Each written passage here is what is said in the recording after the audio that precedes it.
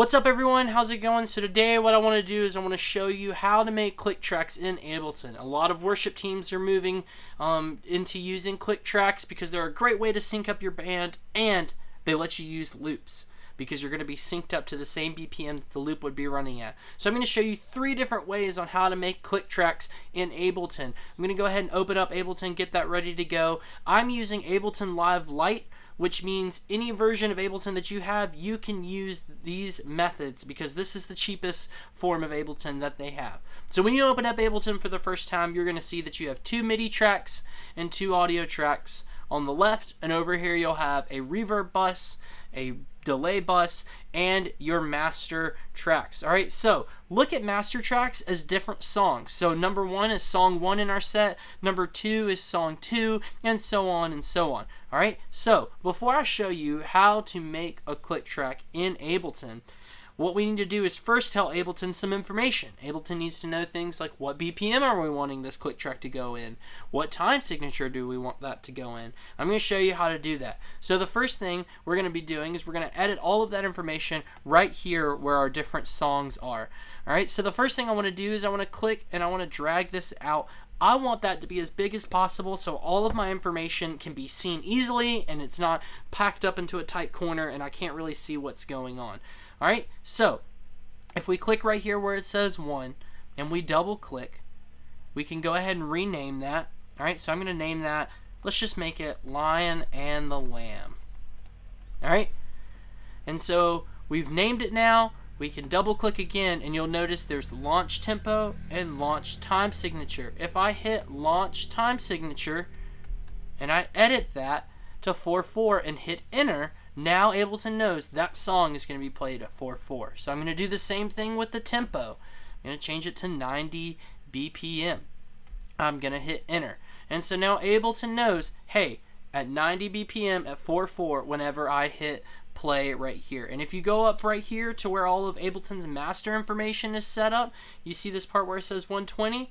When I play this track right here, you'll see that change to 110 or to 90 BPM. And there it goes, changing to 90. So now Ableton knows we need to be playing at 90 BPM at 4/4. Okay? Now, the first way to set up a click track is to use Ableton's built-in click track. And you can easily turn that on by this dark and white circle. If I hit that, it's powered on. And now if I hit play, we have a click track. Alright, and this will go on forever and ever and ever and ever until I hit stop. Alright? And so that's the first and easiest way to set up a click track into Ableton. You just go over here, type in your information, turn this on, hit play, it'll change the BPMs for you, and you have a click track. Now, say that you don't necessarily like that specific click sound. That's okay. I'm going to show you 2 different ways on how you can get different click sounds out of Ableton. So I'm going to turn this off. Alright, the second way that you can get different click sounds out of Ableton is you can use an audio file. So typically when you buy a loop from, say, Multitracks or Loop Community, they come with an audio file that is just a click track. So earlier today, I downloaded an audio file from multitracks.com, and it comes down with a lot of information. It comes with like your album art, your Ableton project info, but what you're going to see inside of that is you're actually going to see a folder called Multitracks. Alright, and all you need to do is that's where all of your audio files are going to be. If I open up Live real quick, what I don't want to do is have to keep dragging stuff from my main window into Ableton. I'd like to just have a folder set up in Ableton already that has everything ready to go, which I already do. It's called Loops right here. And let me show you how to do that. All you do is click Add Folder. Any folder in your desktop, you can just click on it, add it, put it in right there. It's ready to go. Alright, but earlier today I took that folder that had all of the audio files, I dragged it into that loops folder, and it's right here ready to go. Alright, so when I drop this down, there's all of our audio files. Alright, and this is all the audio files that you need for a loop as well. But today in this video, what we're going to focus on is this one called click track. Alright, so if I click this and I drag it over here to where it says audio and I drop that in, I'm going to double click it. You can see it has the audio file ready to go. Okay, so if I click play, Now we have a click track in 90 BPM, and that will go for about 4.5 minutes if you look down here on the screen. And so you have 4.5 minutes of 90 BPM click track, and that'll go on until you hit stop or until it reaches the end. So that's the second way, is if you use an audio file of a click sound. That is what's going to get you your next click track. The only downside to that is this runs at 90 BPM. All right, so if you need a different BPM, you got to download a different click track at a different tempo. All right, so that's the downside to using this method. All right, so I'm going to go ahead and delete that, and I'm going to show you the third way and my personal favorite way on how to make click tracks in Ableton. And what that is using an instrument built inside of Ableton.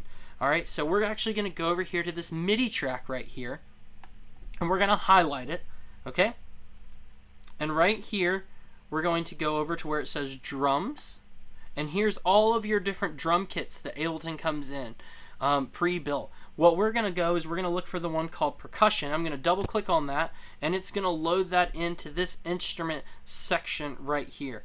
And if I take this, and let me move this out of the way, you'll see that I have all these different instruments that I can play. You know, I've got the tambourine, the bongo, the egg shaker, the conga.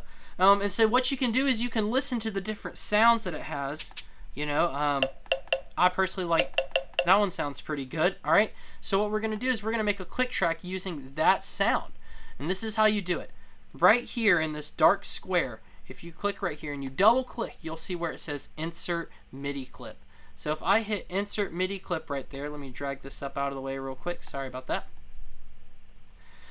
You'll see this little measure section come up right here. Now I'm going to look for the woodblock sound. And there it is right there.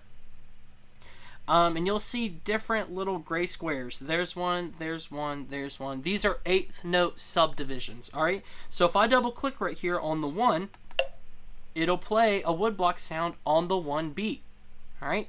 So I'm going to skip the 8th note, go to the next quarter note, skip the 8th note, go to the next quarter note, skip the 8th note, go to the next quarter note. And now I have a measure of click track sound. You can do up to 2 measures. I personally like to do just one. The way that you only do one is you grab this little triangle right here, and you're going to bring that right there to that next quarter note. All right, and then the next thing that you need to do is just make sure that this loop button right here is turned on. If it's not, it'll just play that one time and it'll be over. All right, but now if I take this and I hit play, we have a looping click sound, and you can go in and change any of the drum samples that were in that kit. If you look right over here, any of these you can make into that sound. All right, that's how you do it. So I'm going to do that one more time just so you can see it. I'm going to make a different song. Let's say we're going to go into Glorious Day. Okay, all right, we're going to change. We're going to hit edit launch time signature. It's 4/4. We're going to double click again, edit launch tempo, it's at 110, hit enter.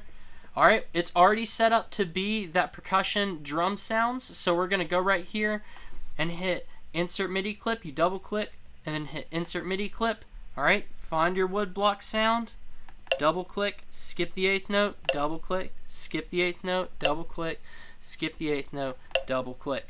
All right, and we're going to bring this back over here. We have one measure, it's looped. If I set this right here, now I have a measure that will just continuously loop of a click sound in 110. And I can switch between these two. There you go. And there it is. All right. And so that's how you do it. The other way that you can do that, instead of going in and making it over and over and over again, is just click on it, hit Control C or Command C, and then go to the empty spot beneath it, Command or Control V, and that copies and pastes your next sound in there. And so yeah, that's how you make click tracks in Ableton. You can use Ableton's built-in click, you can use an audio file for click tracks, or you can make your own using a MIDI instrument. So yeah, that's how you do it.